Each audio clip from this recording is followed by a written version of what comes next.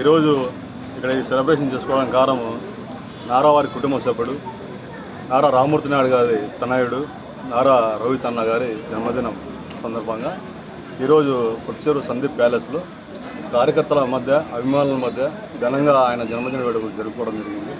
అలాగే ఆయన సినీ హీరోగా ఒక సోలో ఫస్ట్ మూవీ తీసి ఘన విజయాన్ని సాధించి అలాగే విభిన్నమైన చిత్రాల్లో నటిస్తూ ప్రేక్షకులను అలరిస్తూ ఇప్పుడు కొత్తగా కపాలి సినిమా టైటిల్ నిన్న అనౌన్స్మెంట్ జరిగింది.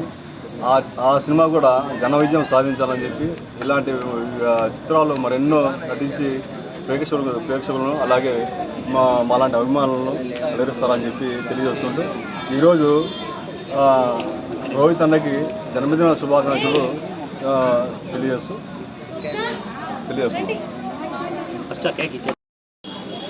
నారా రోహిత్ 41వ జన్మదినం ఈరోజు సందీప్ పిక్చర్ ప్యాలెస్లో మేమందరం కలిసి జరుపుకుంటున్నాము. నారా రోహిత్ చాలా సౌమ్యుడు, మృదు స్వభావి, మంచి సినిమాల్లో నటిస్తున్నాడు. అన్ని సందేశం ఉండే సినిమాల్లోనే ఎక్కువ నటిస్తాడు. ఇదే విధంగా ఇప్పుడు AK-47 ఆదర్శ కుటుంబం ఇల్లా నంబర్ 47 త్రివిక్రమ్ శ్రీనివాస్ గారి సినిమా మంచి హిట్ కావాలని, అదేవిధంగా భరత్ చౌదరి గారి సినిమా కానీ భవిష్యత్తులో వచ్చే మంచి సినిమాలన్నీ హిట్ కావాలని, రాజకీయంగా కూడా భవిష్యత్తులో చంద్రగిరి నియోజకవర్గానికి ప్రాతినిధ్యం వహించాలని, ఈ విధంగా పెదనాన్నకు తగ్గిన వారసునిగా ముందుకు పోవాలని కోరుకుంటూ సందీప్ పిక్చర్ ప్యాలెస్లో మన సినీ హీరో తెలుగుదేశం పార్టీకి వెన్నంటి ఉండి ఏ ఆపద వచ్చినా పార్టీని ముందుకు నడిపించడంలో తన వంతు పాత్ర వహిస్తూ నారా రోహిత్ అన్న గారి బర్త్డే ఈరోజు కొత్తచెరువు గ్రామం సందీప్ పిక్చర్ ప్యాలెస్లో ఘనంగా నిర్వహించడం జరిగింది.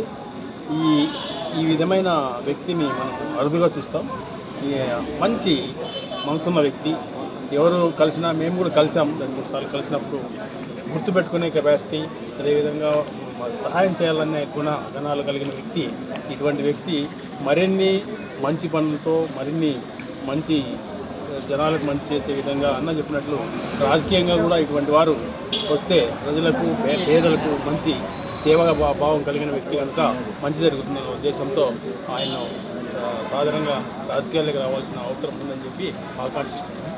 నారా రోహిత్ అన్నకు బర్త్డే శుభాకాంక్షలు మనస్ఫూర్తిగా తెలియజేస్తున్నాను.